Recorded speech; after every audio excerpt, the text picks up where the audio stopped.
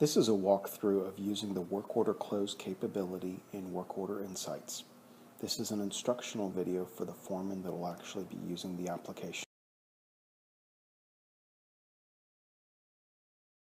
I'm here on the Foreman Day screen. If you did not get to this screen by default, click up here on Foreman Day. Looking at what's on the screen to start with, first we have the current crew composition. Over here are today's appointments. We will start by checking into our first appointment as we are leaving the warehouse. Then click Go Back. We would now be traveling to the job. Once we arrive to the site where we're going to do the work, click Start. Here we can see the work that's supposed to be done at the site today.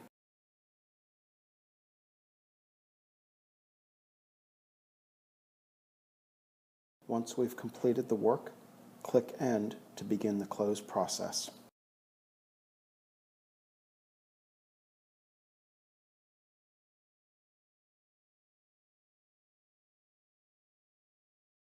We can update the travel start, appointment start, and end times right here if needed. When you update each, the overall times will populate down here for each employee. You can override travel time for all employees in this box. Same for job time. You can also zero out an employee if they did not attend that job. Hopefully you've updated your crew composition before getting to this screen, but you can add an employee from here. Note that the data here is not yet saved and you will have to re-enter it after you add the new employee. Once you press save, we move to the task screen. We can mark each task complete. Those that we did not complete require a reason. Some tasks require that you enter the total man hours for all employees spent on that task.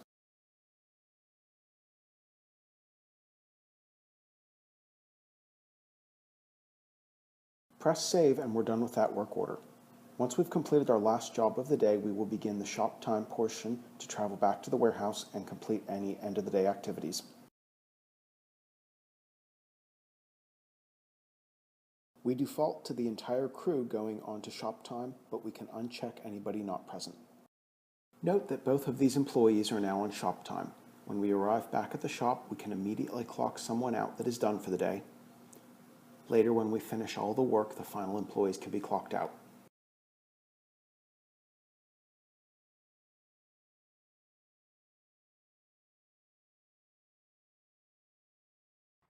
Here are some things you might run into. In this example, we forgot to start our travel when we left the prior job. We can press Update and adjust the time. The same thing applies to Start.